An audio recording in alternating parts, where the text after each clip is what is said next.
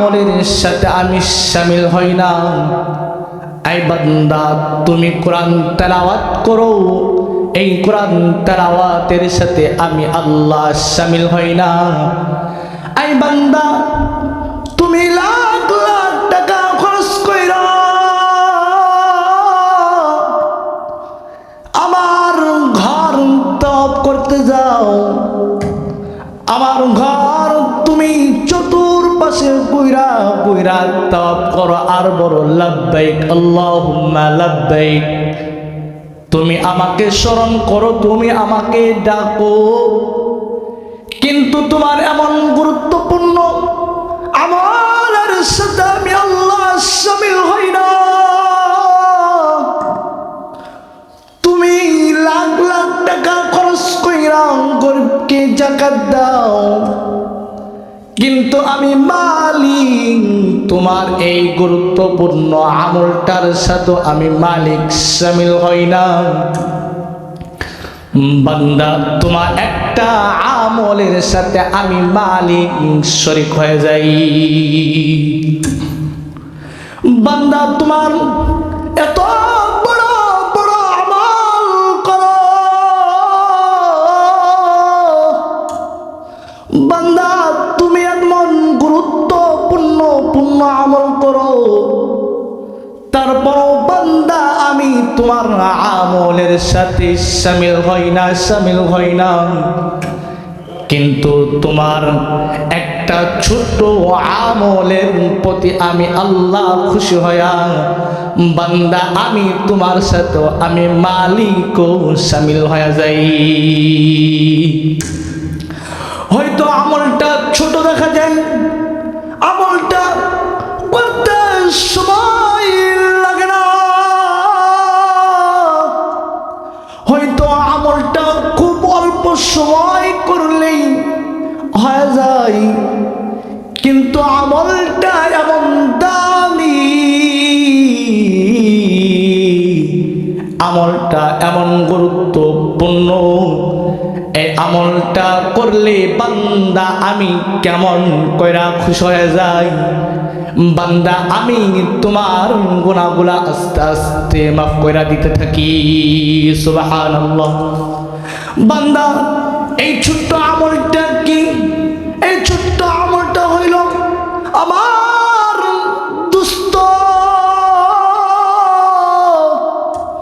আমার হাবিবে কিবরিয়া সরকারে দু আলম নবী মুহাম্মদ সাল্লাল্লাহু আলাইহি ওয়াসাল্লামের উপর দুরূদ বেশি বেশি কইরা দুরূদ পড়া। বান্দা তুমি আমার দুস্তের প্রতি খুশি হইয়া আমার হাবিবের বসি আমার হাবিবের প্রতি মায়া লাগাইয়া অন্তর দিয়া ভালোবাসা যদি বান্দা তুমি একবার ওই যে সরকার দু আলমের উপর দুরূদ পড়া নাও, যদি সরকারের দু আলমের প্রতি ভালোবাসা দেখাইয়া অন্তরের মধ্যে মায়া লাগাইয়া যদি সরকারের কে আল্লাহ সরকারের প্রতি ভালোবাসা একবার বান্দা দুরূদ পড়া নাও, বান্দা আমি আল্লাহ তোমার গুনাহগুলা মাফ করে দেই। শুধু কি আল্লাহ তোমার গুনাহগুলা মাফ করে দেয়? না না না, শুধু মালিক তোমার গুনাহগুলা মাফ করে দেয় না। মালিক ডাক দিয়া কয়, এই বান্দা তোমার যতগুলা গুনাহ আমি আল্লাহ মাফ কইরা দেই, আবার ততগুলা নেক আমল দ্বারা তোমার আমল নামাই ভরপুর কইরা দেই। সুবহানাল্লাহ। শুধু গুনাহ মাফ কইরা দেই, শুধু আমল দিয়া ভরপুর কইরা দেই।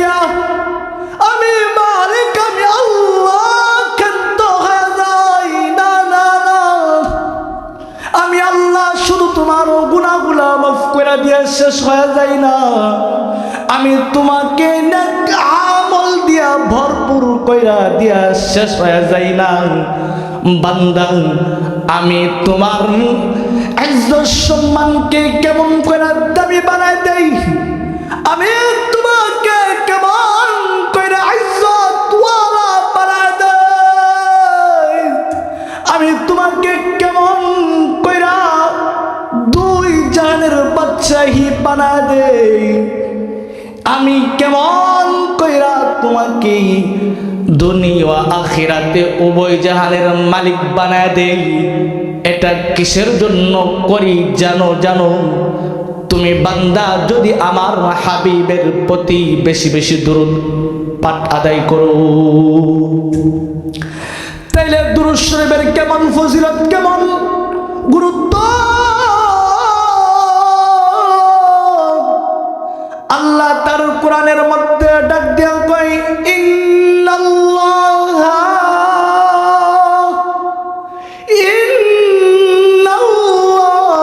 ওয়া মালাইকাতাহু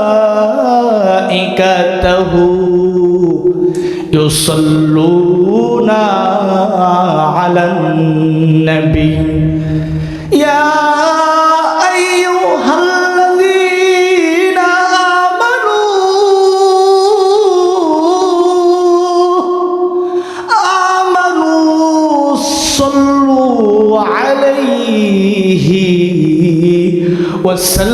وسلموا تسليما الله أكبر বান্দাকে আল্লাহ ডাক দিয়ে কয়, এই বান্দা আমি মালিক আমার দুস্ত আমার হাবিবের প্রতি খুশি হইয়া দুরূদ পড়তে থাকি, দুরূদ পড়তে থাকি।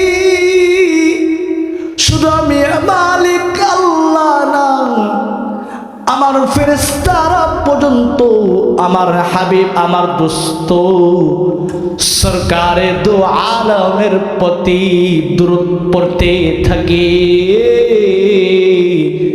এই জন্য বান্দা তুমিও আমি মালিকের সাথে, তুমিও বান্দা আমি মালিকের সাথে আমার ফেরেশতাদের সাথে তুমিও বান্দা যদি দুরূদ পড়তে থাকো বান্দা এই দুরূদের ওসিলা কইরা বান্দা তোমার সব বালা মুসিবত আমি মালিক আল্লাহ দূর কইরা দেই।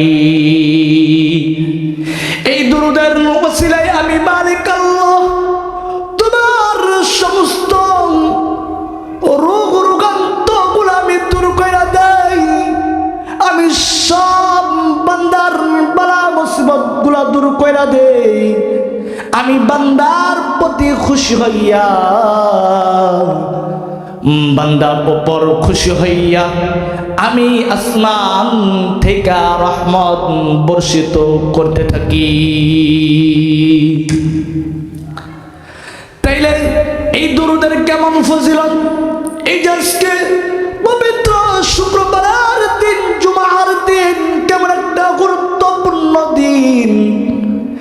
সরকার ডাক দিয়া কয়, আই দুনিয়ার উম্মতের দল, আমি তোমাদের জন্য এমন কষ্ট করছি, আমি তায়েফের ময়দানে তুমি আর জন্য, তুমি উম্মতের জন্য আমি মার খাইছি, রক্ত জড়াইছি, আমার দান্দান মুবারক শহীদ কইরা দিছি। তারপরও আমি তোমাদের কাছে মালিকের দাওয়াত পৌঁছায়া দিছি। তারপরও আমি এত অপমান, লাঞ্ছিত, বঞ্চিত হওয়ার পরেও আমি সরকার দু আলম, আমি উম্মতের প্রতি মায়ার দৃষ্টিতে তাকাইয়া, আমি উম্মতের প্রতি ভালোবাসা দেখাইয়া আমি উম্মতকে অন্তত ভালোবাসা মহাব্বত কইরা আমি কালিমার দাওয়াত মুসলমানের কাছে পৌঁছাই দিছি। কিন্তু আজকে আফসোসের সাথে বলতে হয়, আপনার আমার ভিতরে সরকারে দু আলমের প্রতি ভালোবাসা মহাব্বত একদমই নাই। কথা বলেন ঠিক কিনা? যদি সরকারের প্রতি তোমার আমার ভালোবাসা থাকতো, যদি আল্লাহর রসুলের প্রতি তোমার আমার ভালোবাসা থাকতো, যদি আল্লাহর হাবিব সরকারের দু আলমকে তুমি আমি এই অন্তর দিয়া ভালোবাসতাম, যদি আল্লাহর নবী সরকারের দু আলমকে তুমি আমি তোমার অন্তর দিয়া মহব্বত করতাম, তাইলে বাংলার জমিনে কোনো নাস্তিক আমার রাসূলের চরিত্র নিয়ে কথা বলতে পারতো না। বাংলার জমিনে কোনো নাস্তিক আমার সরকারের দু আলমের ইজ্জত নিয়ে টানাটানি করতে পারতো না। আমার সরকারের দু আলম নবীকে নিয়ে তারা ব্যঙ্গ করতে পারতো না। আমার সরকারের দু আলম নবীকে নিয়ে তারা ফাজলামি হাসি তামাশা করতে পারতো না। কিন্তু আজকে বাংলার জমিন না, শুধু গোটা পৃথিবীর মধ্যে আমার রাসূলকে নিয়ে অপমান করা হয়, আমার রাসূলকে নিয়ে ব্যঙ্গ করা হয়, আমার রাসূলের সম্মান ইজ্জত নিয়ে টানাটানি করা হয়। কিন্তু তুমি আর আমি শুধু 12 রবিউল আউয়াল 12 তারিখের দিনটা নিয়ে টানাটানি হিসরি করি। তোমার আমার এটা রাসূলের প্রতি মহব্বত না, ভালোবাসা না, এটা দয়া না, এটা হইল মিষ্টি খাওয়া আর সিন্নি খাওয়ার দান্দা। কথা বলো ঠিক কিনা?